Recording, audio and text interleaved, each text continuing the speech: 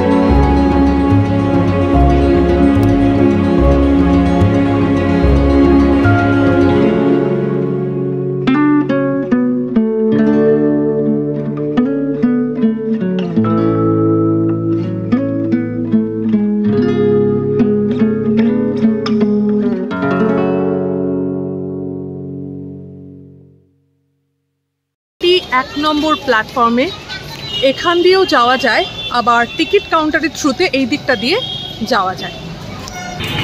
আমরা এখন বেরোচ্ছি নৈহাটি স্টেশন থেকে, আর এখানে প্রচুর রিক্সা আছে। ফেরিঘাটে যাব। কত? স্টেশনের একেবারে উল্টো দিকেই হলো অরবিন্দ রোড। এই অরবিন্দ রোড ধরে সোজা গেলেই ফেরিঘাট, আর সেই পথেই বাঁ দিকে পড়বে বড় মায়ের মন্দির। কথিত আছে প্রথমে এই নৈহাটির বাসিন্দা ভবেশ চক্রবর্তী শান্তিপুরে যান রাস উৎসব দেখতে। ওখানকার বড় বড় ঠাকুর দেখে, প্রতিমা দেখে ওনারও ইচ্ছে হয় নৈহাটিতে কালী পুজোর প্রচলন করতে, এবং তারপরেই এই বড় কালীর পুজোর প্রচলন উনি করেন। নৈহাটির সেই ভবেশ কালী আগে হয় বড় কালী, তারপরে মানুষের ভক্তিতে পরিণত হয় বড় মা। কথা বলতে বলতে চলে এলাম বড় মায়ের নবনির্মিত মন্দিরের যে জায়গাটায় প্রস্তাব করা হয়েছে সেই জায়গায়। এইখানেই কিন্তু মন্দির নির্মাণ হবে। আর এই যে নৈহাটি বড় কালী পুজো সমিতি দেওয়া আছে, এখানে আপাতত মায়ের ছবি রাখা আছে এবং সেখানেই নিত্য পুজো হয়। এই দেখো কত লাইন পড়ে গেছে। এই লাইন সম্ভবত ফেরিঘাট পর্যন্ত চলে গেছে। যারা নিজেদের গাড়িতে আসতে চান তারা কল্যাণী এক্সপ্রেসওয়ে ধরে চলে আসতে পারেন নৈহাটি। প্রায় ফেরিঘাটের কাছে চলে এসেছি, আর লাইন এইদিকে, আর আজকে আরো শনিবার, সেই জন্য এই লাইনটা আরো অনেকটা বেশি। চলে এসেছি আমরা নৈহাটি ফেরিঘাটে, আর এখান থেকে বড় মায়ের মন্দির মানে হাঁটা পথে 4 মিনিট একদম। তো এখান থেকেও তোমরা যেতে পারো, যারা ফেরি পার করে আসবে এখান থেকেও তোমরা নৈহাটি বড় মায়ের মন্দিরে চলে যেতে পারো। আর নৈহাটি ফেরিঘাট, আর এখানে হয় প্রতিমা নিরঞ্জন, বড় মায়ের বিসর্জন এখানেই কিন্তু হয় ফুলের সজ্জায়। এখন কিন্তু একদম ভিড় নেই, এখন 4:30 বাজে, মন্দির খুলে গেছে। আর ডালার জন্য পেছনে ডাকছে, তো ডালা একটু কিনে নিই।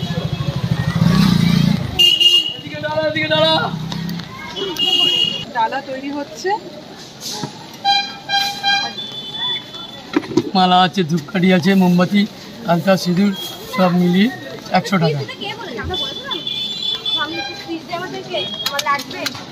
পুজো হয়ে গেলে ডালাটা ফেরত দিয়ে যাবেন। ক্যারি প্যাকেটে দিয়ে দেবেন। হ্যাঁ, জুতো এখানে রাখার ব্যবস্থা আছে। আর ফটো নিলে এখানে বড় বড় ফটো আছে।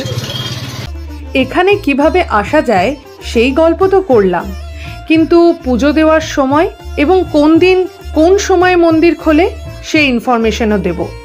মঙ্গল এবং শনিবার খুবই ভিড় থাকে, সেই জন্য সকাল 8টা থেকে 2:30 পর্যন্ত মন্দির খোলা থাকে। তারপর 2 ঘন্টা অফ দিয়ে আবার 4:30 থেকে রাত 9টা পর্যন্ত মন্দির খোলা থাকে।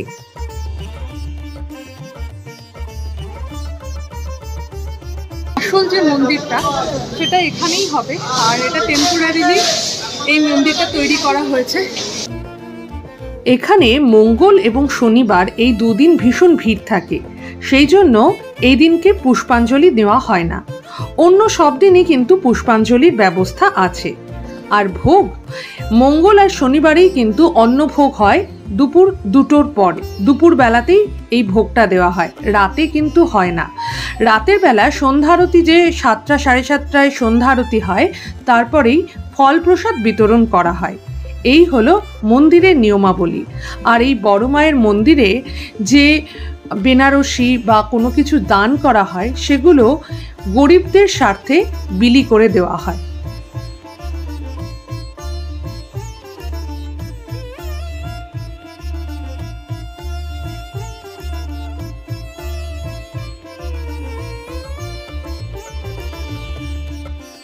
আমি পুজো দিয়ে দিলাম, আমার প্রসাদ আর প্রসাদী ফুল সবই পেয়ে গেছি। আর মা আর কিছুদিনের মধ্যে এখানে আসবে। জোর কদমে মায়ের মন্দিরের কাজ চলছে। আমাদের ভিডিওটা যদি ভালো লেগে থাকে আর ইনফরমেশনগুলো তোমাদের যদি কাজের মনে হয়, তাহলে প্লিজ আমাদের ভিডিওটাকে বেশি বেশি করে শেয়ার করো। আর যদি নতুন হও চ্যানেলে, তাহলে আমাদের চ্যানেলটা একটু সাবস্ক্রাইব করে দিও। ভালো থেকো, সুস্থ থেকো আর ভক্তিতে থেকো।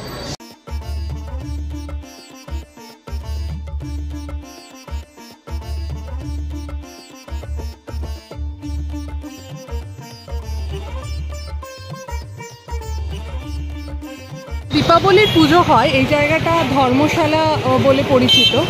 এই জায়গাটায় কিন্তু বড় মায়ের মন্দির বা বড় মায়ের মূর্তি বসে, যেটা দেখে, যেই মূর্তি দেখে আমরা বিমোহিত হই, ঠিক এইখানটায় মূর্তিটা। এটা হলো অপোজিট সাইড, এখান থেকে মানুষজন দাঁড়িয়ে সবাই পুজো দেয়।